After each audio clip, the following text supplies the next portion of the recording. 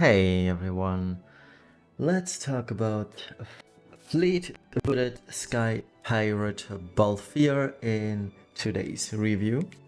And yes, that's on purpose. So let's start. Balthier is, or actually both banner units this week are actually Brave Shift, which is surprising for alum units to say the least. So Balthier in base form as a water LB finisher, and in Brave Shift he is that bespoke race specific LB chainer and finisher all in one. He has a triple hit, first hit is chain, last two ones are finishers. So not the worst actually, and I'll talk about that later because there is a caveat to this. The example abilities. I picked out both LB buffers here because they are rather unique in what they do, and I do want to explain that in more detail. So in the base form he has an LB modifier, 5-turn cooldown, available immediately, that has two procs. And the reason why this is two different procs is that you can technically stack those. This requires obviously you to use Roka to reduce the cooldown of this, but if you do, you can either buff the base LB, what is in the base form. The base form cooldown only buffs the base LB, whereas the Brave Shifted cooldown only buffs the Brave Shifted Element Burst. And what you can do is you roll the dice, you use once, you wait for Roka's SLB to come up, and you can then reduce this to an amount, because this lasts 5 turns. The LB the LB modifier lasts 3 turns, meaning with enough leeway and a good rotation of what's her name, Roka's super limit burst and the quickening, I believe is the name of her hasting ability, or accelerating or cooldown reduction, you can cast this again and then fire off the LB of Balthier yet again. And that is pretty cool, but it requires to proc each one of them. So you need the 2 unique procs such that you get both unique buffs to the LB. If you proc the same effect twice, tough luck, you gotta wait another 5 turns or less. Now, this only really works very well on the Brave cooldown.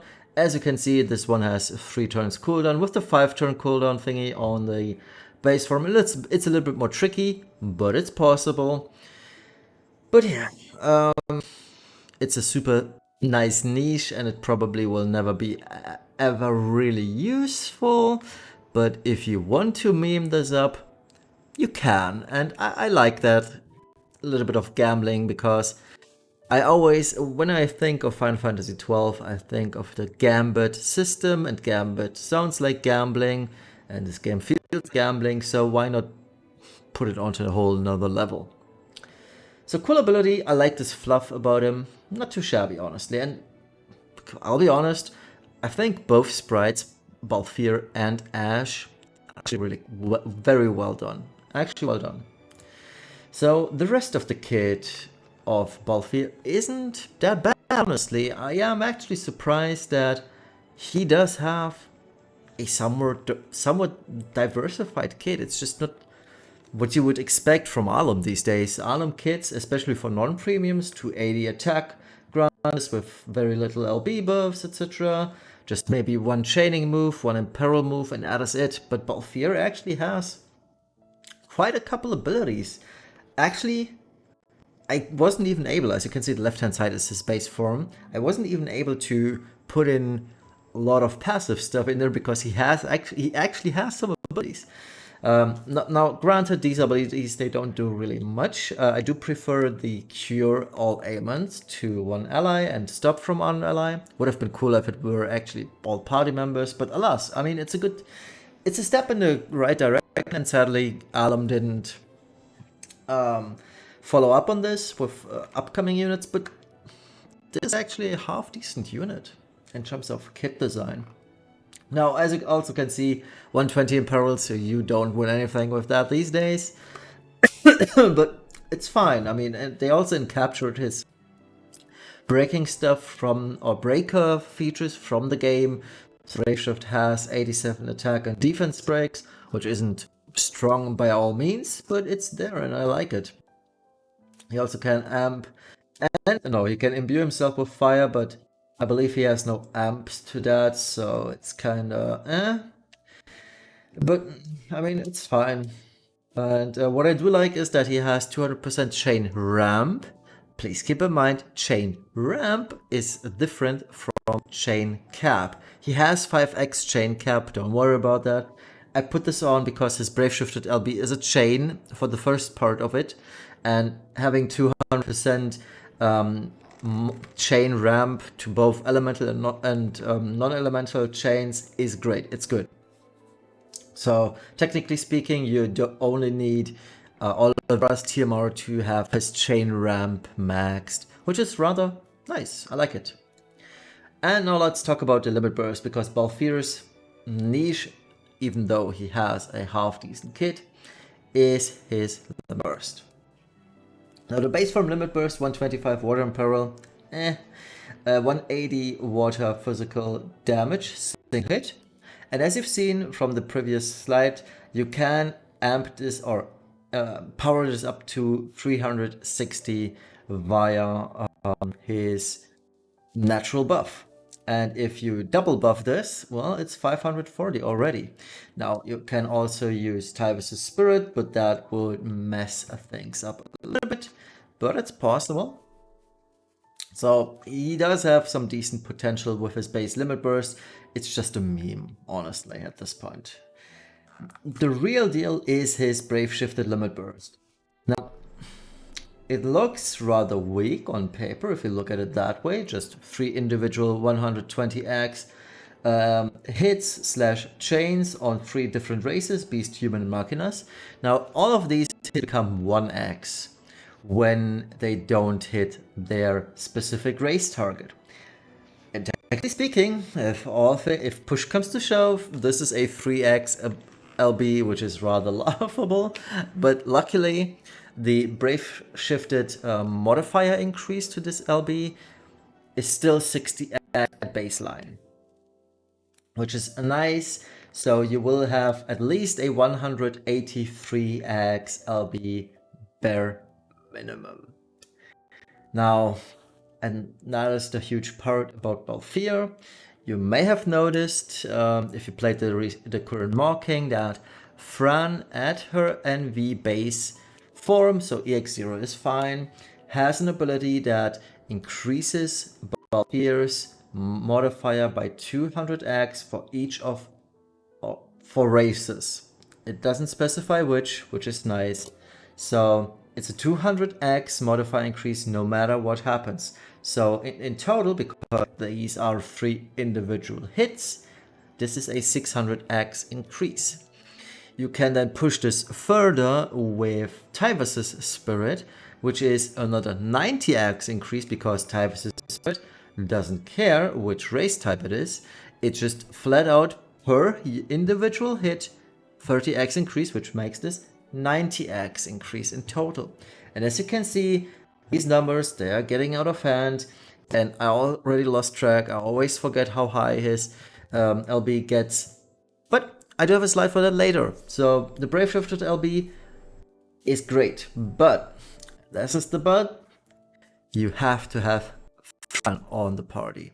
And if you're watching this video 2, 3, or 4 weeks from now and you missed Fran, you're out of luck. Fran is a time-limited unit. You either got her now, or you got her a couple of years ago from the original Final Fantasy XII banner. And if you miss this event, Balthier will never be performing as well as he is for everybody who has Fran, because the only reason why Balthier is that good is because of Fran. Without her, he hits like a wet noodle, technically speaking. Unless he actually hits all 3 targets, in which case he's good, but there are, technically speaking, no triple race bosses.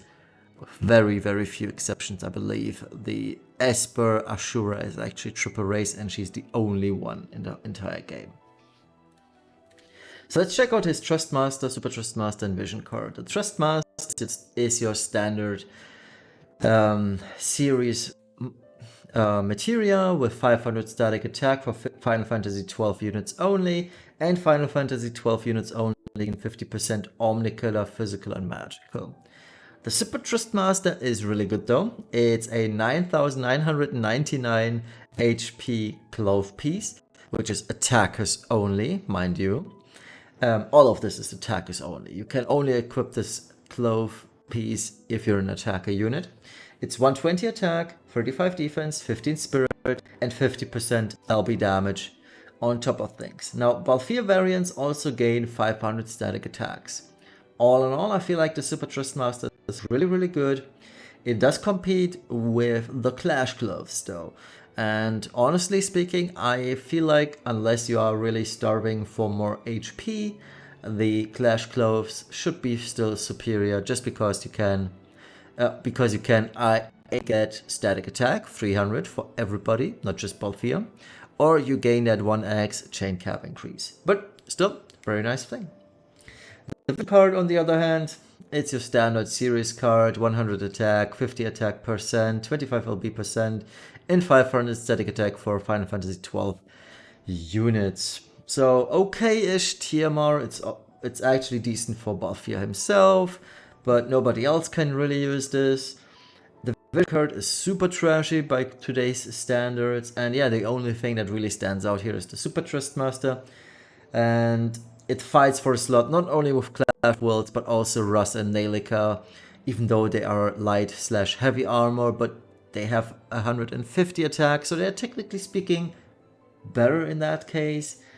But they do a different thing, so it's fine, but it does have a lot of very, very strong competition. Now let's get to the nitty-gritty stuff. The damage calculations, as always, pause the video if you want to check this out. And here are the builds. Now, because Balthier is such a special case, I went ahead and did 3 individual calcs. One with a regular build, where he is built towards Aquatic Demon. One where he's facing one matching type, in this case Machina, so he's built for Aquatic Machina. And a third build where he hits 2 races, in this case Human Machina. So lots of different outcomes, lots of different game pieces. Also make sure to do the Chronicle battle for the TMR of the 7-star Balthier, which is the Arcutus, I believe it's called. As you can see the icon from this. And you get this to +4, and it has an additional 150 static attack for Balthier. And here are the results. Now, unsurprisingly, if you slot in another unit to make that one unit very good, this unit performs rather well. So Balthier, and we are only looking at non-Clash of Worlds units. I just wanted to really show you the comparison between Clash of Worlds, but between Dark Visions. But rest assured, even when accounting for Clash of Worlds unit, Balthier is still above them. However, Chizuru and Welk are super close to the basic regular Balthier in terms of morale damage, and they are only a single slot. Now, the huge caveat to this is, while 7.3 billion damage on my sheet looks really, really good, it is 2 unit slots that you are sacrificing here. Meaning this isn't really that good. Now Balthier performs at 195.61% of Chizuru's damage. That is 2 units dealing double the damage or less than double the damage of Chizuru. Now if you divide this by 2 and just account for Balthier's actual damage, it's 97.81% of Chizuru's damage, and that means he isn't all that great when you actually look at the numbers. Now granted, I only compared non-matching types, meaning the regular build, Aquatic Demon. It does tip into Balthier's favor, obviously, if you have him hit 1 or 2 races even. But for the worst case scenario, and this is what my calculations are all about, he isn't that much better than Chizuru. And if there was a unit that deals more damage in the very near future than Chizuru, things aren't that awesome anymore for Balthier when he's not fighting matching boss types. And things might get even messier if these soon-to-come units compete with his matching race dash. So that's not too good. So yeah, all in all, though, he is not worth bringing when he doesn't hit at least one race, in my opinion. And the math actually checks out on this. But when he hits one race, it's, for now, generally optimal to slot him in with Fran. Hitting 2 races secures him a spot in Dark Visions, absolutely, for now. And as always, because I got the question already a couple of times, what does that with Sylvie indicate? Now, Sylvie does not boost his Brave Shifted Limit Burst, because Sylvie's Brave Shifted Limit Burst does not boost racial typed LBs. But what Sylvie is for is Lightning Amp. As you can see on the Element tab, I put him on a Lightning team because his Brave Shifted LB is non-elemental, meaning the with Sylvie part indicates that he's Sylvie on a Lightning team with 100% Lightning Amp. That's all there is. Okay, so what's his rating? It's still a 5 out of 10. And the reason is, all he really does, even though his kit isn't that bad, is still damage. So he has super high damage. I do not put him as a new benchmark because he is still a 2-for-1 unit. And if his damage was that good, without taking 2 slots, yeah, absolutely, he would have gotten a much higher rating. But as it stands, you slot in 2 units, and that has to, or in that case, he has to outperform the next best thing, in this case, Chizuru, by a huge margin, and he doesn't do that in a worst case scenario. So super high damage, still, that's worth a point. Has a super strong STMR for attacker units. Now, he does have a Gun Imperil. Didn't include it, or did I? I don't think I included this, but he does have a Gun Imperil in his base form, which should technically gain him a point. Yes, but I would deduct it immediately for the low Imperils, because baseline Imperil for +1 is 135. He does have neither. So it would be a +1, -1, doesn't matter. I can just zero it out. So it's just for your information that this is a good thing that the Gun Imperil he has, but it's a bad thing that his Imperils are this low. The vision card is super trashy, and I also deducted a point for him for Fran. She's a must-have. If you miss out on her, you will have a bad time. The base LB is still okay, but he will never perform as well as he could with Fran on the team. One thing I'd like to mention as well, because I didn't when we were talking about the Brave Shifted LB, the Brave Shifted LB frames are absolutely atrocious. You will hate them, and I will hate them. Everybody should hate it. It's not fun chaining with Balthier, trust me on that. So yeah, all in all, he is a very strong unit when paired with Fran. He does surprisingly well without her. When he hits matching races, that's the asterisk.